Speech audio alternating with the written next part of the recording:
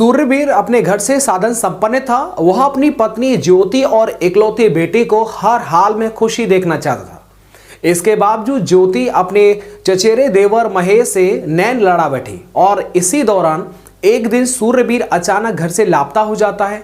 4 साल के बाद घर की खुदाई करके उसके अस्थि पंजर ने जो सच्चाई बयां की थी वो बहुत ही रहस्यमयी थी, भी सरप्राइज करने वाली ये स्टोरी है। जय हिंद। अगर आप इस चैनल पर नए हैं तो चैनल को सब्सक्राइब कर लीजिएगा। इसी तरह की latest and upcoming crime stories के लिए चैनल पर बने रहने के लिए आपका बहुत बहुत शुक्रिया। गाजियाबाद के थाना नंदग्राम के गांव सिकरौड़ा का रहने वाला सूर्यवीर बहुत ही खुश था, क्योंकि उसने अपने पैतृक जमीन का छोटा सा टुकड़ा अच्छे दावों में एक बनिया को जो बेच डाला था। अब तो वह नोटों को अपने अंगोछे में बांध करके घर की ओर लौट पड़ा था। रास्ते में ही उसने देसी दारू पौवा यानी महबूबा की एक बोतल भी खरीद कर अपनी अंटी में लगा ली थी।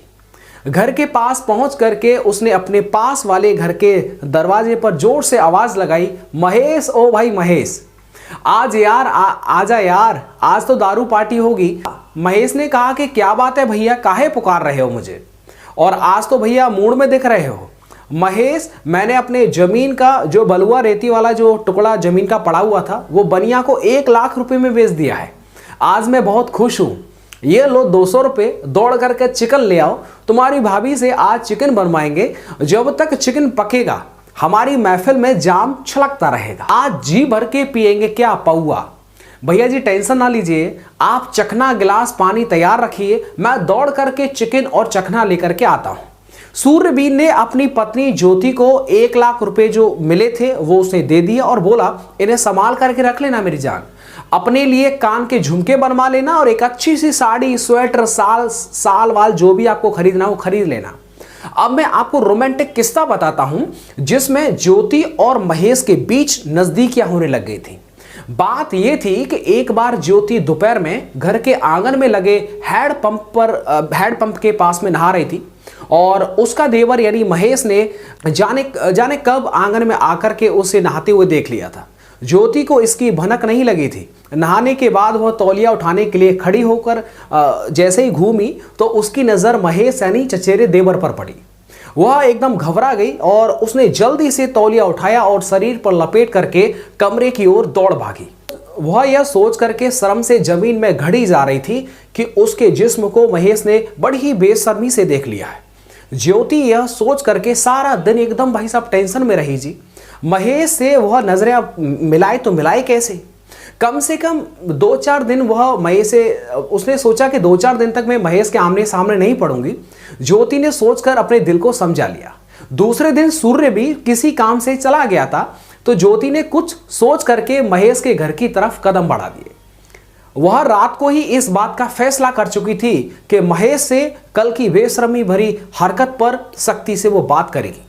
अगर वो चुप रहेगी तो महेश फिर से वैसी ही हरकत दोबारा से करेगा उसके साथ में। महेश यानी उसका बॉयफ्रेंड। महेश का दरवाजा खुला हुआ था घर का। ज्योति सीधा महेश के कमरे में गई। महेश उस वक्त बिस्तर पे लेटा हुआ टीवी देख रहा था। जैसे ही दरवाजे की आहट पाकर के उसने नजरें घुमाई तो ज्योति को देख करके एकदम हड़बड़ा उठ करके और वो उठ गया। उसने पूछा, भाभी आप? उसने हैरानी में कहा कि हाँ मैं ही हूँ, बैठे हो जाओ।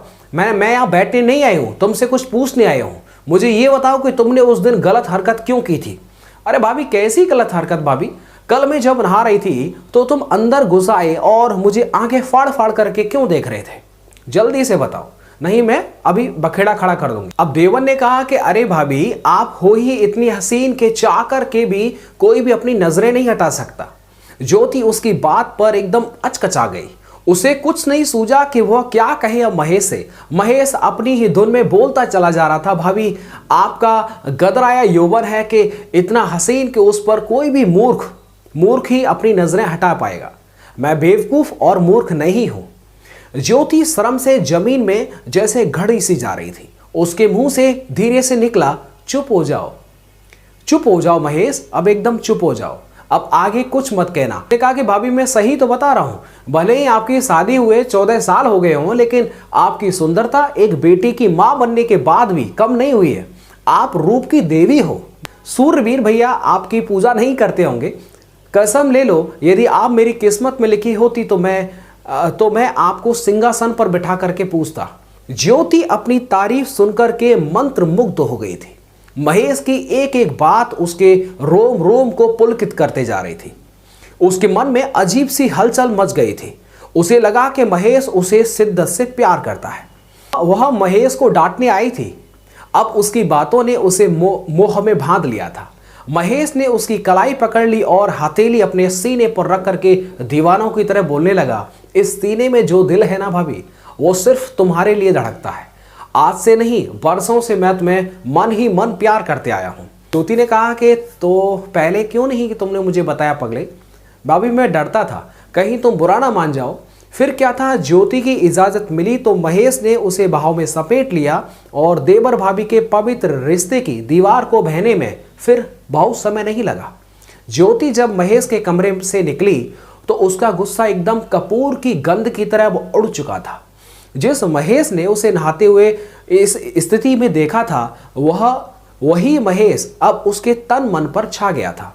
ज्योति बहुत खुश थी। उसने अपने पति सूर्यवीर के साथ देवर महेश को भी दिल में अब जगह दे दी थी। यह बात सन 2017 की है। 28 दिसंबर 2018 को सूर्यवीर घर से लापता हो गया था। सुबह ज्योति ने महेश को बुलाकर के बताया कि सूर्यवीर कल सुबह से ही घर से निकला है, अभी तक वापस नहीं लौटा है। महेश अपने साथ 2-3 लोगों को लेकर के उन रिश्तेदारों में गया जहां जहां पर सूर्यवीर का आना जाना लगा रहता था। अब तक पूरे गांव में यह बात फैल चुकी थी कि सूर्यवीर 3 दिनों से घर से लापता है, लेकिन वह नहीं मिल रहा था। इन लोगों में सूर्यवीर का भाई था, उसका नाम था भूरे से सूर्यवीर की बनती नहीं थी। वह सूर्यवीर के घर भी आता जाता नहीं रहता था, लेकिन सूर्यवीर आखिर में था तो उसका सगा भाई। 5 अक्टूबर 2018 को भूरे ने गाजियाबाद के नंदग्राम थाने में सूर्यवीर के लापता होने की सूचना दर्ज करवा दी, यानी उसके भाई ने। पुलिस की पूछताछ में ज्योति ने बताया कि साहब, मैं उनसे आज तक नहीं लड़ी हूं, वह भी मुझसे आज तक नहीं लड़े हैं। वह दिल के बहुत अच्छे और नेक इंसान थे। पुलिस का ध्यान सूर्यवीर के भाई भूरे पर गया।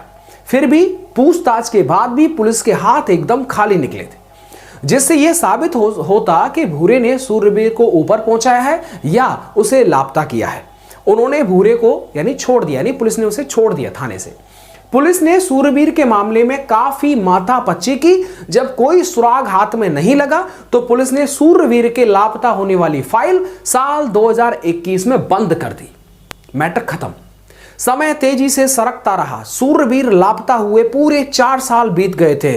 तब 2021 में बंद हुई, एकाएक उसकी बंद धूल चाट रही फाइल दोबारा से खुल गई। दरअसल 4 अप्रैल 2022 को गाजियाबाद के नए नियुक्त हुए जो एसएसपी थे, उनका नाम था मुनीराज जी, ठीक है, ने वो तमाम फाइलें खुलवा दी जिनके केस जो है अनसुलझे थे। इन्हीं में से एक फाइल सूर्यवीर की भी थी। एसएसपी मुनीराज जी ने यह फाइल थाना नंदग्राम गेट से लेकर के क्राइम ब्रांच के एसपी दीक्षा शर्मा के हवाले कर दी कि आप इस मामले को सर्च करिए। क्राइम ब्रांच के इंस्पेक्टर ने पूरी फाइल का गहराई से अध्ययन किया तो उन्हें लगा कि चंद्रवीर कोई बच्चा तो था नहीं जिसे चुपचाप गोद में उठा करके कोई लापता करके ले गया। यह काम 2 या उससे 2 से अधिक लोग ने किया होगा, ऐसा इंस्पेक्टर साहब सोचने लगे। इंस्पेक्टर अपने साथ पुलिस टीम को लेकर के ज्योति के घर अब आ गए थे। तब ज्योति अपने घर पर नहीं थी और उसकी 16 साल की बेटी दीक्षा घर पर थी। इंस्पेक्टर ने उससे पूछताछ शुरू कर दी थी। दीक्षा को सामने बिठा करके उन्होंने गंभीरता से पूछा, तुम्हारा नाम दीक्षा है ना बेटी? उन्होंने कहा कि जी अंकल जी। तुम्हारे पापा रात के अंधेरे में लापता हो गए, क्या यह बात ठीक है? जी सर। दीक्षा एकाएक रोने लगी थी। इंस्पेक्टर ने उसके सिर पर प्यार से हाथ फेरा और उसने कहा कि मुझे इतना अनुभव तो है बेटी कि कोई बात तुम्हारे सीने में दफन है जो बाहर आना चाहती तो है, लेकिन तुम्हारी हिचक उसे बाहर आने से रोक रही है। क्यों, मैं सही कह रहा हूं ना? मैं ठीक कह रहा हूं ना दीक्षा? उसने कहा जी सर, मेरे दिल में एक बात 4 साल से दबी पड़ी है सर जी। मैं बताती तो किसे? मां को बताने का मतलब होता कि मेरी जान भी ऊपर पहुंच जाती। चाचा को भी नहीं बता सकती थी। चाचा भी मेरी मां से मिले हुए हैं। आस पड़ोस में बताती तो मेरे पिताजी की बदनामी होती। इंस्पेक्टर ने दीक्षा के सिर पर फिर हाथ घुमाया। देखो दीक्षा, मैं चाहता हूं कि तुम्हारे पापा के साथ न्याय हो। मुझे बताओ तुम्हारे मन में कौन सी बात दबी हुई है जिसे तुम बताना चाहती हो। डरो मत, अब तुम्हारी सुरक्षा हम करेंगे। तो उसने कहा कि सर जी, मेरे पिता को ऊपर पहुंचा दिया है। मेरी माँ और चाचा महेश ने दोनों ने मिलकर के ऊपर पहुंचाया है। मेरी माँ के चाचा के साथ में अवैध संबंध थे। ओहो, क्या तुमने अपनी आंखों से देखा था बेटा पिताजी को ऊपर पहुंचाते हुए? उसने लड़की ने कहा कि जी सर जी। उस दिन 28 सितंबर 2018 की रात थी और महेश चाचा को मां ने आधी रात को फोन करके घर पे बुलाया था। पापा गहरी नींद में थे। महेश चाचा ने साथ में लाए कट्टा से मेरे पापा के सिर में गोली दे दी। मैं बहुत डर गई, मैं कंबल में एकदम दुबक गई थी। मुझे नहीं पता था कि दोनों ने पापा की बॉडी का क्या किया है। सुबह माँ ने पापा के रात में ही कहीं चले जाने की बात उड़ा दी थी। गांव में हल्ला कर दिया। क्राइम ब्रांच टीम ने 13 नवंबर 2022 को ज्योति को महेश के घर से महेश के साथ ही हिरासत में ले लिया। दोनों को क्राइम ब्रांच के ऑफिस में लाया गया और उनसे सख्ती से पूछताछ की गई। तो दोनों ही जैसे ही सख्ती चालू की भाई साहब, दोनों ही टूट गए। ज्योति ने अपने पति को महेश के साथ मिलकर के उसे ऊपर पहुंचाया था। उसने कहा जी साहब जी, ऐसी ही बात है। मेरे अपने देवर महेश से मेरे अवैध संबंध हो गए थे और एक दिन मेरे पति सूर्यवीर ने हमें आपत्तिजनक हालत में देख लिया था और उसी दिन से वह मुझसे बात पर गाली ग्लौज मारता पीटता रहता था। मैं कब तक मार खाती। मैंने महेश को उकसाया तो उसने सूर्यवीर की ऊपर पहुंचाने के लिए 28 सितंबर 2018 का दिन चयन कर लिया। वह पहले अपने माँ बाप को मेरठ में अपने दूसरे घर पर छोड़ आया, महेश बॉयफ्रेंड। फिर उसने अपने घर में गहरा एक गड्ढा सा खोद दिया ताकि वो बॉडी को लगा सके। 28 सितंबर की रात को वह तमंचा लेकर के मेरे सारे पर घर आया। सूर्यवीर तब काफी अपने जो है गहरी नींद में सोया हुआ था। महेश ने उसके सिर में गोली दे दी और मैंने सूर्यवीर के सिर से निकलने वाले ब्लड को एक बाल्टी में भरने के लिए चारपाई के नीचे बाल्टी भी रख दी। अरे बाप रे बाप। ऐसा इसलिए किया कि क्योंकि जो ब्लड है वो ब्लड नीचे गिरेगा, फर्श खराब हो जाएगा। मैंने 27 फुट गहरा गड्ढा अपने घर में ही खोदा था। बॉडी और ब्लड से रंगी हुई तकिया भी उसी गड्ढे में मैंने डाल दी। फिर उस पर पहले की तरह फर्श बनवा दिया ताकि कोई पता ना कर सके। क्राइम ब्रांच की टीम और एसपी दीक्षा शर्मा जी के द्वारा उनकी मौजूदगी में महेश के कमरे में जो गड्ढा बना हुआ था उसे दोबारा खुदवाया गया। तो उसमें तकिया और सूर्यवीर की जो बॉडी थी वो जो है प्राप्त हुई, जिसे बाहर निकाला गया और पुलिस ने कब्जे में ले लिया। ज्योति और महेश को 2 दिन के बाद न्यायालय में पेश किया गया तो वहां से दोनों को जेल की सलाखों के पीछे पहुंचाने का आदेश जज साहब ने दे दिया।